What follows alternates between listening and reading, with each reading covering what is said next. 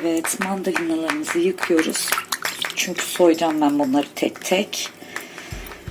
Biraz mikroplardan kırılsam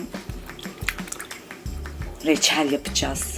Ayva reçelini, mahonya reçelini, dut reçelini, kozalak reçelini ve en önemlisi greyfurt reçelini anlatmıştık. Şimdi sırada greyfurt reçeline kardeş geliyor Şenur Hanım'dan.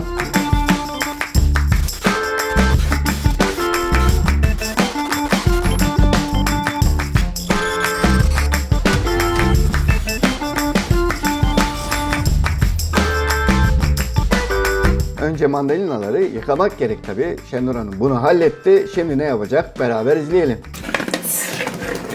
Yıkadık. Şimdi bunları soyma işlemine başlıyoruz. Turunçgillerle birçok reçel yapılıyor. Çoğunda da turunçgillerin kabukları kullanılıyor. Mesela greyfurtun, portakalın, turuncun reçelleri kabuğuyla yapıyor. Ama Şenur Hanım bu kez kabukları kullanmayacak. Onları atıyor. Bende mandalina yok. Ben de bir yandan portakalı soyuyorum ama evdeki portakal sıkmalık. Umarım kendimi rezil etmem.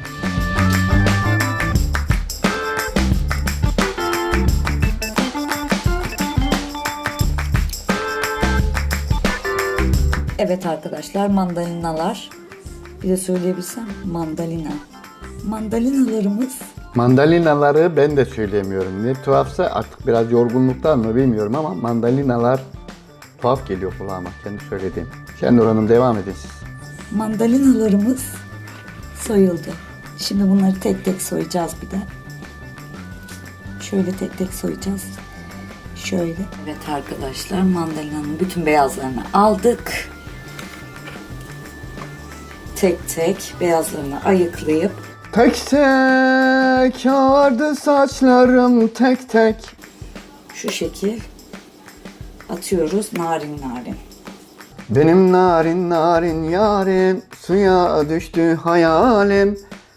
Ne olacak benim halim, benim narin narin yarim. Bunları tek tek ayırıyoruz. Narince. Çok narinimdir. Şu anda yarım kilo kabuk, yarım kilo mandalina kaldı. Şimdi araya girip mandalinanın faydalarından bahsetmeme gerek var mı bilmiyorum. Bence gerek yok ama biraz başlık başlık sayayım. Bir, mesela bağışıklık sistemini güçlendiriyor. Yeni hücrelerin oluşumunu destekliyor. Kansere kalkan oluyor. İştah kontrolünü sağlıyor. Yüksek kan basıncını önlüyor. Kemik erimesine karşı etkili. Yaraların daha hızlı iyileşmesine katkı sağlıyor. Demirin emilimini arttırıyor. Emili mi? Neyse. Göz hastalıklarını geciktirebiliyor. Kan şekeri dalgalanmalarına karşı etkili. Bu şekil ben devam ediyorum.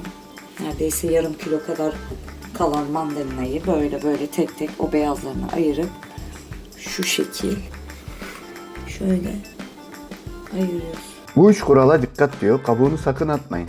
Ama biz atıyoruz. Niyeyse bilmiyorum.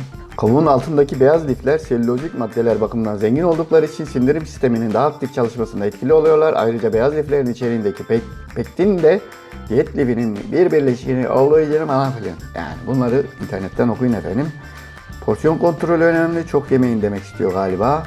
C vitamini suda eriyen bir vitamin olduğu için fazlası depolanmıyor, atılıyor. Bu nedenle yüksek miktarda tüketilen mandalinanın da bir porsiyon, 2 küçük adet mandalinanın da vücuda sağlayacağı vitamin aynıymış. Yani 2 tane yeseniz yeter diyor. Fazla yemeyin diyor. Çekirdeği varsa mutlaka çıkarın diyor. Biz de onu yapacağız şimdi. Şenur Hanım'ın seçtiği mandalinaların pek de çekirdeği yok. O başka bir şey diyecek ama çekirdek için dinleyip duyalım. Annem diyor şöyle sık, içindeki çiğ de al diyor falan. Görünüyor mu? Yani bunun içinde çiğit yok. Çiğitliyse dedi annem. Çiğit dediği çekirdek ya da tohumu da denilebilir. Yani Şenur Hanım her şeye farklı bir şey söylüyor. Çünkü öyle öğrenmiş. Biz de farklı öğrendik. Hangisi doğru olduğu önemli değil. Meramını anlatıyor sonuçta. Şöyle yavru gibi düşün. Böyle sık şuradan al dedi. İncitmeden dedi. İncinmesin dedi. İncinmişsin dedi. Portakalın da çiğiti yok. Evet bakıyoruz. Yok. Barış bu portakalı ben yedim. Bunu da sen yersin tamam mı? Üzülme tamam mı? minik yavrular doğurdum. Reçelimizi yapmaya son dakikalar dermişim. Evet, bunlar hazırlık aşaması. Zaten bütün iş hazırlık aşamasında. O da basit aslında. Kabuğunu soyuyor, atıyor. Onun içindeki beyaz lifleri de atıyor. Üstelik faydalı olmasına rağmen. Reçel böyle yapılıyormuş. Yapacak bir şey yok. İstiyorsanız onları farklı bir şekilde değerlendirin. Şimdilik bir önerim yok bu konuda. Bunu tekrar yıkamamıza gerek yok. Çünkü kabuklarını soymadan önce zaten mandalinamızı yıkamıştık. Elimizi yıkadık. Mandalinamızı soyduk. Ondan sonra bunları ayıkladık. Bunları tekrar sudan geçirmemize gerek yok. Dinleyemedim pek soytarlık yapmaktan. Mandalina dilimlerini tekrardan yıkamaya gerek yok dedi galiba. Bence de tekrar yıkamaya gerek yok. Hem vitamini kaçmasın hem su boşa akmasın. Çünkü temiz zaten bunlar.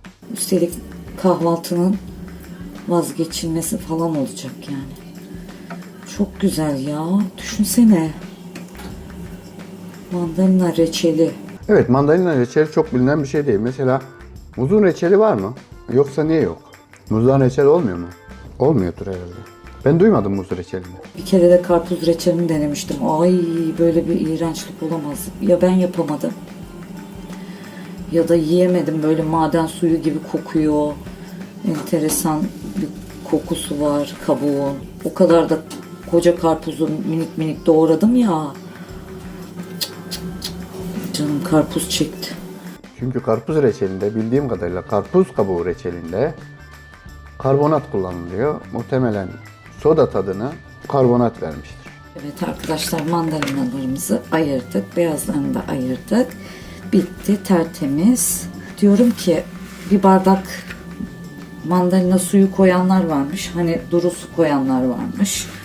Acaba greyfurt suyu koysak nasıl olur dedim.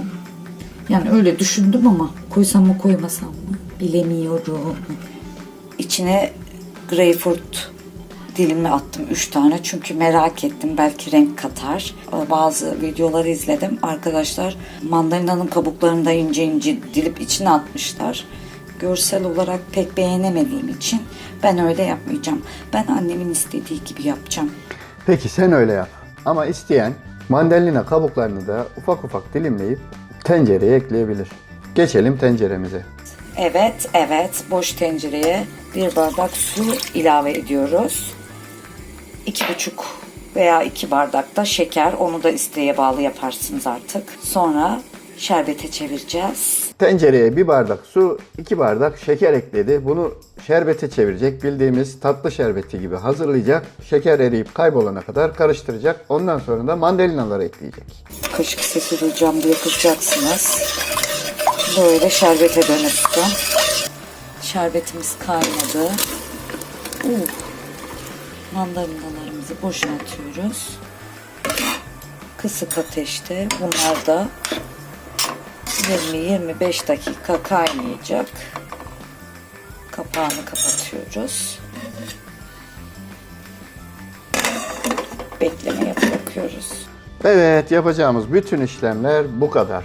Suyu, şekeri şerbet haline getirdik. Üstüne mandalinaları ve renk katar umuduyla birkaç parça da greyfurtu tenceremize ekledik. 20-25 dakika kaynattık. Köpükleri alınmıyor. Boşuna uğraşma Şenur Hanım. Evet. Reçelimiz oluyor. Köpüklerini alayım diyorum ama köpük kayboluyor olunca. Çok güzel oldu bence. Yalnız bu adam biz göremiyoruz. Acaba Şenur Hanım rica etsem bu buharlanan objektifi silebilir misiniz acaba? Lütfen. Çok teşekkür ederim. Evet, mandalina reçelimiz oldu. Evet, mandalina reçelimiz tadıma hazır. Bakalım neler oluyor.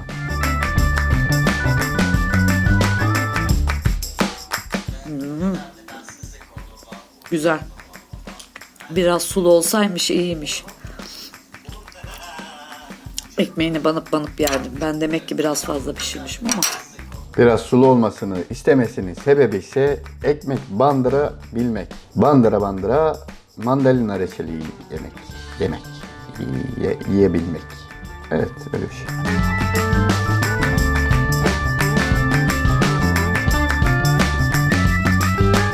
Evet, duramamış. Ekmeği getirmiş. Efendim, ekmeği bandıra bandıra yiyiniz. Mandalina reçelimiz hazır. Şenur Hanım'ın eline koluna sağlık. Elleri dert görmesin. Tarifimiz de burada sona erdi. Görüşmek üzere. Hoşça kalın efendim. Benim narin narin yarim, suya düştü hayalim. Benim narin narin yarim,